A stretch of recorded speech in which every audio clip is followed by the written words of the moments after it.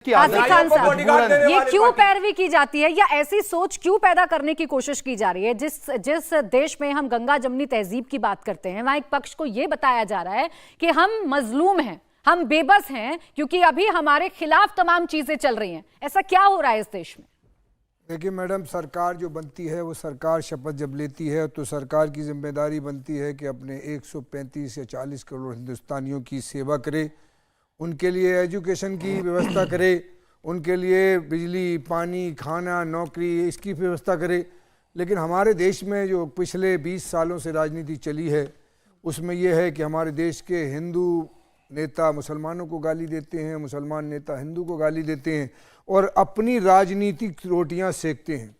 ये इंसान नहीं है, चाहे वो किसी पार्टी के हो। मैं ये पूछ रहा हूँ कि देश जल रहा है और दुनिया भर में अगर उस पर चर्चा हो रही है तो उसमें सरकार की जिम्मेदारी है कि नहीं है? अगर मौलाना ने ये कहा कि हमारे देश के प्रधानमंत्री और होम मिनिस्टर को ये सोचना है कि हम मुसलमानों के लिए, कि उसके मसाइल के लिए क्या करें। इन्होंने अभी बड़ी फहरिस्त कराई, सचर कमेटी की रिपोर्ट है, रंगनाथ मिश्रा की रिपोर्ट है कि मुसलमान एजुकेशन में और दुनिया हिंदुस्तान में पिछड़ा हुआ है। इनकी सरकार ने क्या कोशिश, कितनी यूनिवर्सिटी बनाई, कितने स्कूल बनाए, कितने हॉस्पिटल बनाए, कितने मेडिकल मुसलमान एरियो में बनाए। ये नहीं करते और ये हिंदू मुसलमान ये खुद करते।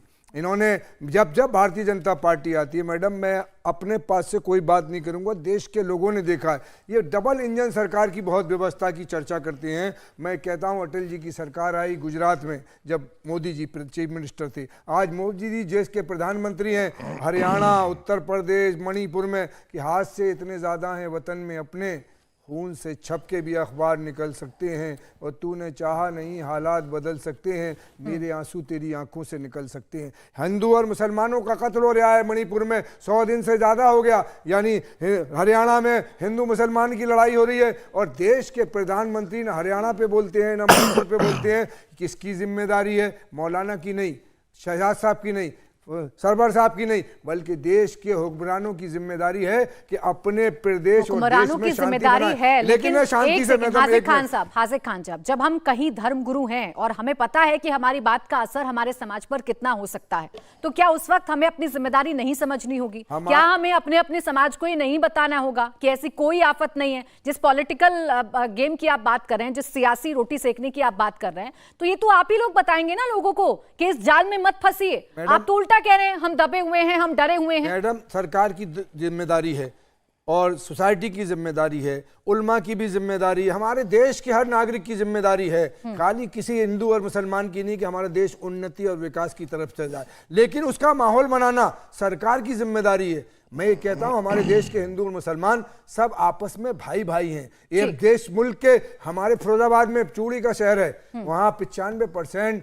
हिंदू फैक्ट्री ओनर हैं और लेबर 95% मुसलमान हैं। आगरे में भी इस तरह है, कानपुर में भी इस तरह है, मुरादाबाद में भी इस तरह है। अगर हिंदू मुसलमान, लेकिन देखिए जमीन में अपने लोगों के सामने कैसी बातें हो रही हैं, इस पर आपको गौर करना होगा और इस पर चोट करनी होगी। मेरा सवाल इस बात को लेकर था। वजाहत कासमी साहब, एक सेकंड, वजाहत कासमी साहब, ये बात जो आसिफ खान साहब कह रहे हैं, ये बात सुनने में बहुत अच्छी लग रही है कि हम सबको मिलकर चलना होगा, हमें पहचानना होगा कि क्या पॉलिटिकल गेम है, कौन सियासी रोटी सेक रहा है, कौन हिंदू मुसलमान को लड़ाना चाह रहा है। लेकिन क्या ऐसे में हम अपनी अपनी जिम्मेदारी भूल जाएंगे और ऐसे बयान देंगे जैसे दिए जा रहे हैं जामा मस्जिद में? देखिए मेरी बहन, देश में अभी दो तरह का मुसलमान है जो बोल रहा है।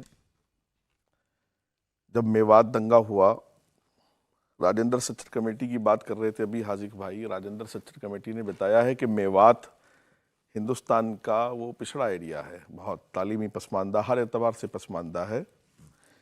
क्योंकि मेरे हरियाणा के सीएम से बहुत निजी ताल्लुकात हैं, तो हरियाणा के सीएम ने पिछले इस 2 टर्म में कम से कम 5 से ज़्यादा चक्कर मेवात के लगाए हैं और 500 से ज़्यादा नौकरी मेवात के लोगों को दी है और किसी तरह का कोई करप्शन नहीं हुआ है। मेवात के तालीमी इदारों की सूरत हाल देख लीजिएगा आप, पिछले 8-10 सालों में कैसी रही है। ठीक है, गालियाँ भी दी गई, मैं इस पर बहस नहीं करूँगा कि बिट्टू बजरंगी ने कुछ नहीं कहा, फलां ने कुछ नहीं कहा। क्या वहां के लोकल लोगों को कानून अपने हाथ में लेने की इजाजत थी? क्या नूह का मुसलमान इस बात के लिए क्यों उतारू था कि वो कानून को चिट्ठी लिखता कि बिट्टू बजरंगी या मोनू को या 100 नंबर की कॉल या पुलिस प्रशासन को आगाही हो सकती थी। क्यों ये सब नुकसान हो रहा है? इससे देश पीछे जा रहा है। रही बुखारी साहब की बात, बुखारी साहब को मैं बहुत सीरियस नहीं लेता हूं। बुखारी साहब ने अपनी जिंदगी में कोई ढंग की बात नहीं की है। मिल्लत के जो ठेकेदार हैं इस वक्त, चाहे वो जमीयत उलमा हो, मुस्लिम पर्सनल लॉ बोर्ड हो, ये जितने भी ये बिल्ली अपने आप को लोग कहते हैं, इन्होंने कोई किरदार अदा नहीं किया। अभी तक सारी बिल्लियां थैलों में बंद है, एक भी बिल्ली बाहर नहीं निकली कि नूह में जो कुछ हुआ वो गलत है।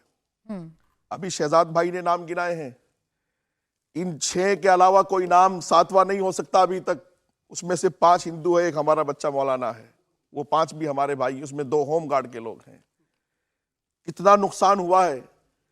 और ठीक है, मनोहर लाल खट्टर योगी जी के नक्शे कदम पर है कि जो करेगा वो भुगतेगा, जो करेगा वो साहब मैं आपसे सवाल एक हासिफ भाई सुन लीजिए, नहीं गलत बात है। इंद्रजीत मैंने एक सेकंड का भी इंटरप्ट नहीं किया, भारतीय जनता मैंने एक सेकंड का भी, मैंने एक सेकंड की भी दखलंदाजी नहीं की। आपके बीच में कोई नहीं बोलता ना, आपके बीच में कोई नहीं बोलता, फिर आपको मौका दूंगी, आप बोलिएगा। बोलने तो दीजिए। 2 तरह का मुसलमान सामने आया है।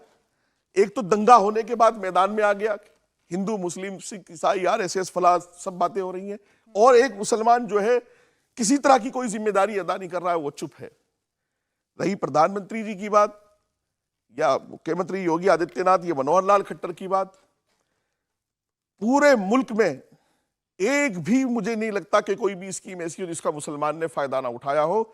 आज मिल्लत के ठेकेदारों की इस हिंदुस्तान के मुसलमान को जरूरत नहीं, जब तक ये हर भारतीय को, हर मुसलमान को भारतीय बनाने की कोशिश नहीं करेंगे, हिंदू मुस्लिम करेंगे। क्यों इनकी जुबान पर नहीं आ रहा है कि वहां 6 लोग मर गए हैं? क्यों इनकी जुबान पर यह आ रहा है कि वहां बुलडोजर चल गया? बुलडोजर से पहले कितना बड़ा दंगा हुआ, हजारों राउंड गोलियां चली हैं, हथियार कहां से आया, पत्थर कहां से, इस पर किसी मिल्ली संगठन को कोई चिंता नहीं है। चिंता इस बात पर है कि वहां बुलडोजर क्यों चल रहा है। ठीक है। इंडिया टीवी हर वक्त हर जगह डाउनलोड करने के लिए सर्च करें India TV news Google play store या ऐप स्टोर पर।